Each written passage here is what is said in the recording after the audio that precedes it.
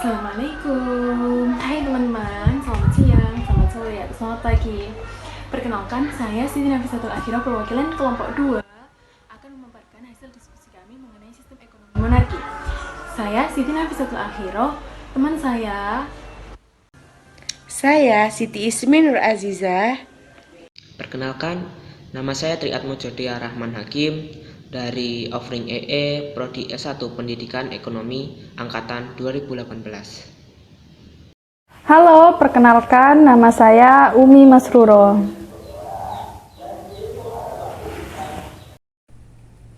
Perkenalkan, nama saya Yuko Priyambodo dari Prodi S1 Pendidikan Ekonomi Angkatan 18.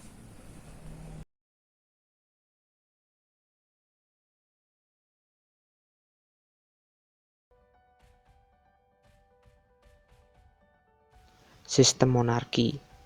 Pengertian dari sistem monarki. Monarki sendiri berasal dari bahasa Yunani, yaitu monos, yang berarti satu, dan archein, berarti pemerintahan. Sistem monarki ini juga dianggap sebagai sistem tertua di dunia. Dapat dibuktikan, pada awal abad ke-19, terdapat lebih 900 tahta kerajaan. Namun, seiring waktu, sistem monarki atau kerajaan ini perlahan menghilang hingga sekarang, yang mana hanya terdapat 40 tahta kerajaan yang masih ada. Sistem monarki adalah pemerintahan atau negara yang dipimpin oleh seseorang yang telah diwariskan secara turun-temurun untuk menjabat seumur hidup. Kepala negara dari sistem monarki dipimpin oleh raja. Namun, selain raja, negara dapat dipimpin oleh kaisar di Jepang, ratu di Inggris, dan sultan di Brunei Darussalam. Baik, selanjutnya saya akan melanjutkan mengenai kepemilikan. Nah, seperti yang sudah dijelaskan sebelumnya, terdapat beberapa jenis monarki. Di sini monarki absolut kepemilikannya yaitu seluruh kekuasaan dan wewenang tidak terbatas atau kekuasaannya bersifat mutlak. Biasanya di sini dipimpin oleh raja langsung dan jangka waktunya itu bisa seumur hidup. Sedangkan monarki konstitusional yaitu kekuasaan raja dibatasi oleh konstitusi atau undang-undang dasar. Meskipun raja memiliki hak penuh terhadap pemerintahan, tetapi di dalamnya ada ketentuan atau peraturan.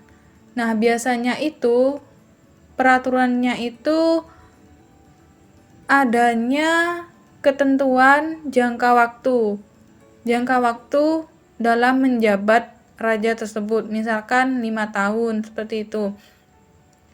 Selanjutnya ada monarki parlementer, yaitu terdapat suatu parlemen atau DPR, para menteri baik perseorangan maupun secara keseluruhan yang bertanggung jawab sepenuhnya pada parlemen tersebut. Monarki parlementer ini seperti kepengurusan di pemerintah itu dibagi-bagi melalui tugas-tugas yang harus dilaksanakan dan dilaporkan kepada atasan atau kalau di Indonesia itu seperti kepala negara atau pemerintahan.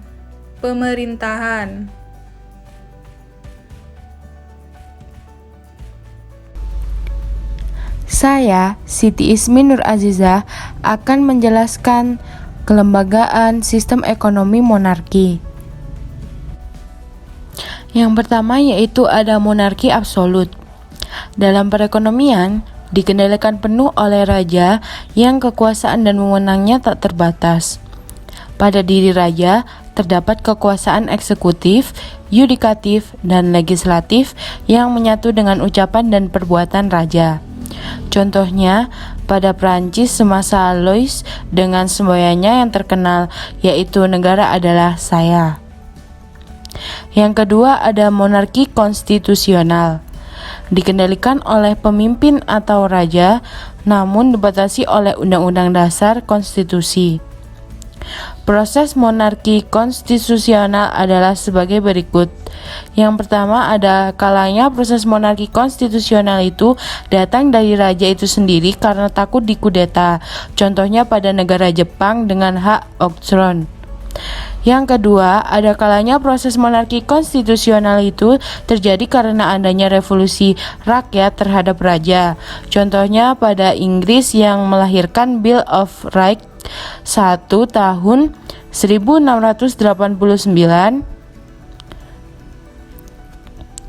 Yang ketiga ada monarki parlementer, dikepalai oleh raja dengan menempatkan parlemen DPR sebagai pemegang kekuasaan tertinggi.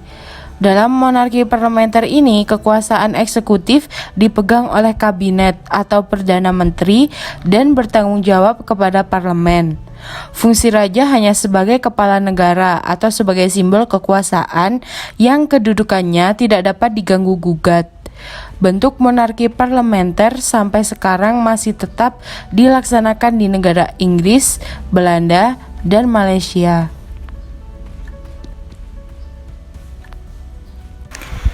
Yang selanjutnya adalah kelebihan dan kekurangan sistem pemerintahan monarki.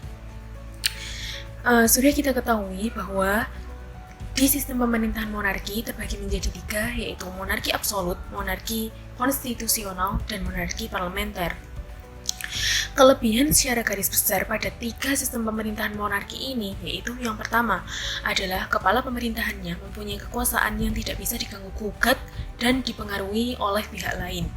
Yang kedua yaitu jarang terjadinya penyelewengan di dalam pemerintahan karena hanya dipimpin oleh satu pihak. Terlihat jelas bahwa monarki adalah bentuk pemerintahan yang dikepalai oleh raja dan ada 4 pejabat tinggi yang paling dekat dengan raja, yaitu Perdana Menteri, Pendeta Istana, Panglima Perang, dan Putra Mahkota. Yang kemudian yaitu kekurangan sistem pemerintahan monarki. Yang pertama adalah pemerintahannya terpusat pada satu pihak. Yang kedua, pemerintahannya hanya dipegang oleh keturunan penguasa. Dan yang ketiga adalah munculnya ketidakadilan karena perbedaan kasta. Nah, yang paling mendominasi di sini adalah yang mungkin secara garis besar dan paling penting yaitu munculnya ketidakadilan karena perbedaan kasta. Timbulnya bentuk-bentuk stratifikasi kekuasaan ini disebabkan karena adanya rasa khawatir masyarakat akan terjadinya disintegrasi masyarakat apabila tidak terdapat kekuasaan yang menguasainya. Dalam hal ini yang dimaksud disintegrasi adalah pudarnya persatuan dan solidaritas antar golongan, kelompok dalam suatu masyarakat. Situasi dan kondisi seperti ini akan menimbulkan kekacauan dan perebutan kekuasaan dalam masyarakat